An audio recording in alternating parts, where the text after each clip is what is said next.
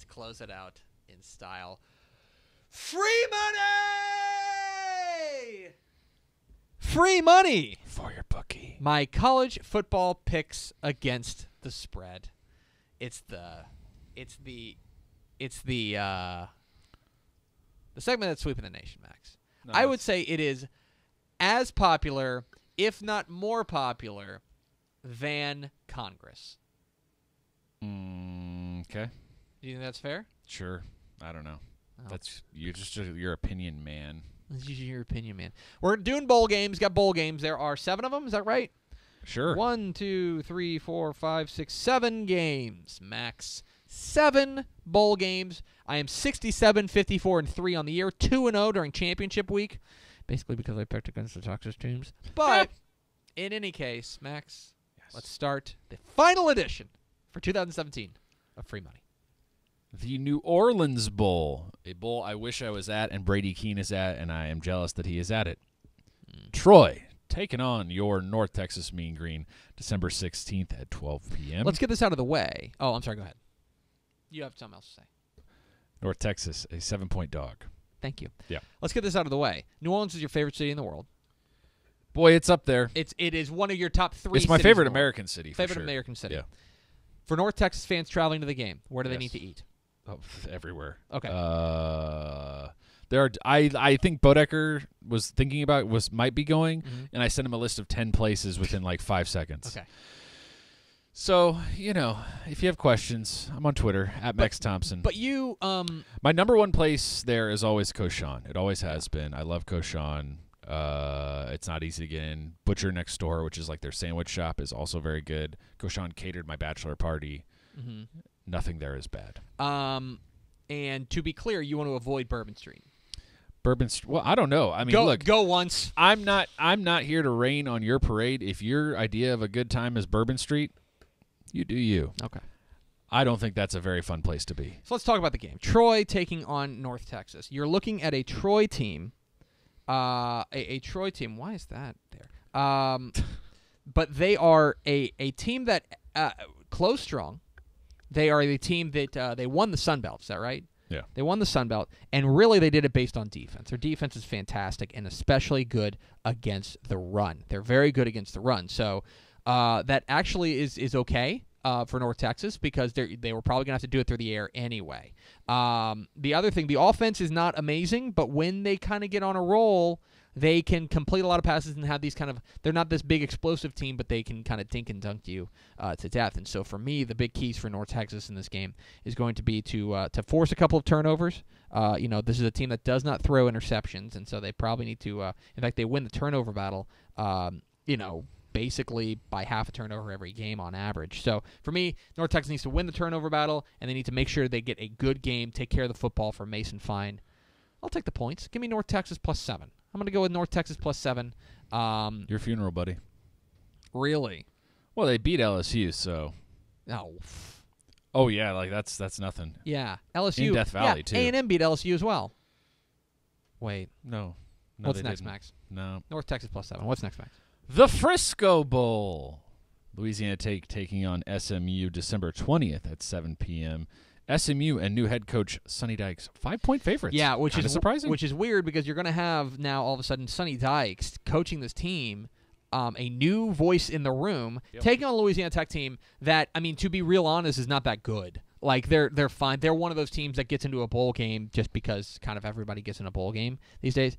The defense is probably the strength, and especially the pass defense. They don't give up big explosive plays, generally speaking, at least not at the rate that they do. But the offense, I'm not sure the offense can keep up, and that's my big issue here.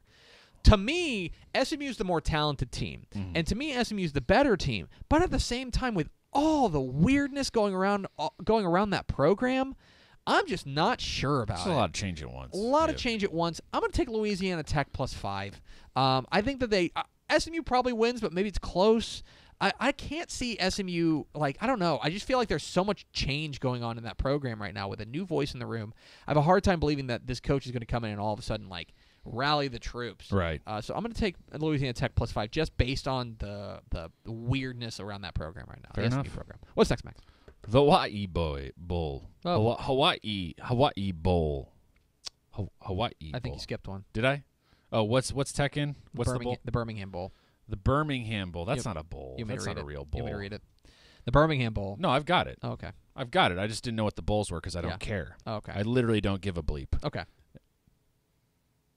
So Houston's in the Hawaii Bowl. Correct. Hawaii boy. Why are you saying that like that? I don't know. The apostrophe always gets me. What's next? Birmingham Bowl. Texas Tech versus South Florida, December 23rd at 11 a.m. Tech 2.5-point dogs. So, which sure. Yeah, I mean, so Tech might be losing David Gibbs, their defensive coordinator. Not great, Bob, and that's not good going up against one of the best offenses in the nation. How does any team show up to Birmingham for a bowl game and play with any sense of vigor? Boy, howdy, this is the Max Thompson Flame Hour.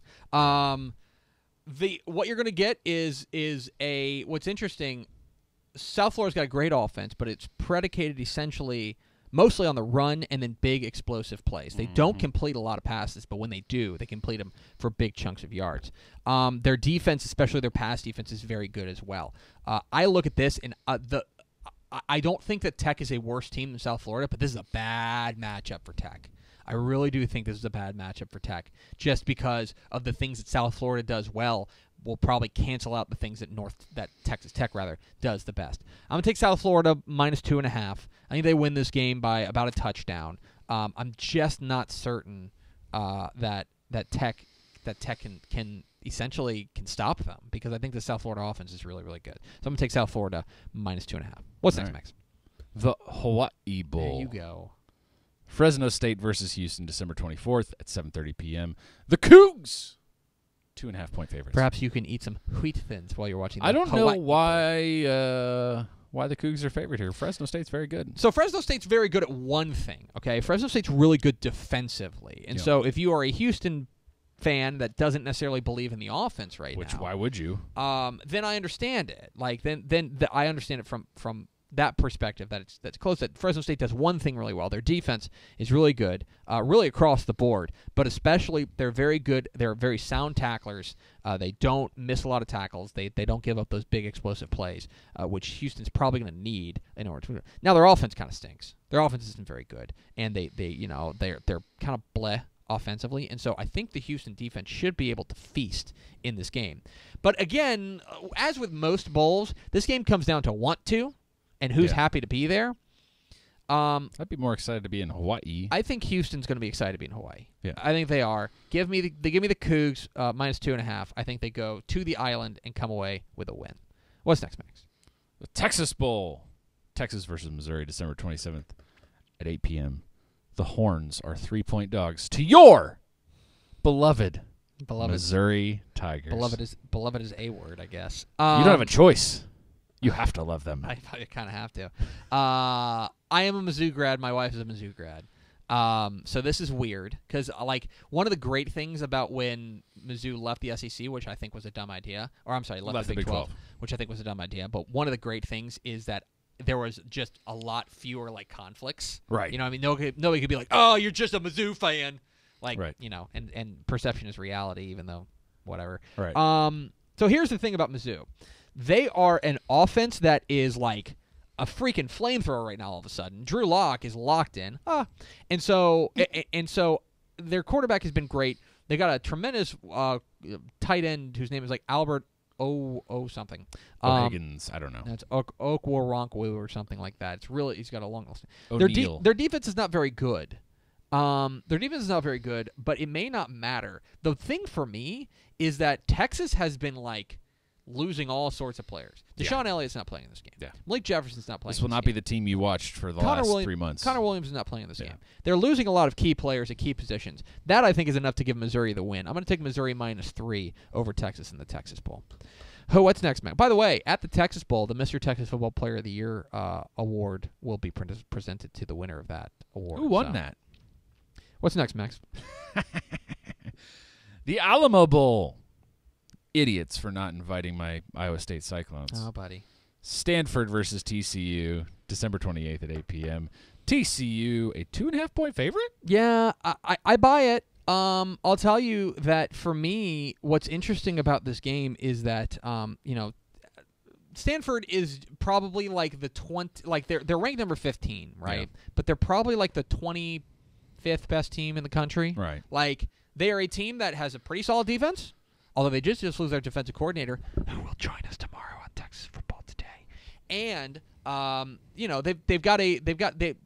name of the game is Bryce Love, right? It's a running back who's a star. Yeah. Well, TCU's run defense on the whole been okay. Right. It's been not bad. And so I think that they can mitigate that, and I like the Frogs in this one. I think that the Frogs are gonna. I think the Frogs are gonna go down to the Alamo City and they're gonna come away with a win. I think that they are. I'd love to see the last time TCU like in a season like this, in like a winning season. You know, Gary Patterson has a way of rallying his kids after a loss, and the loss to Oklahoma. I think that they know that they're maybe like a top 10 finish on the line here if they can beat Stanford. So I'm going to take TCU minus 2.5. I think that they're playing with a little bit more urgency in this game. Give me the Frogs. And finally, Max, the final college football game of the year. The most important of all the football games. The Belk Bowl. Wake Forest. Let's get Belky. Yeah. Taking on Texas A&M. December 29th at 12 p.m. Texas teams will be done on December 29th. Barf. 12 p.m. on December 29th. A&M 3-point dogs to Wake Forest?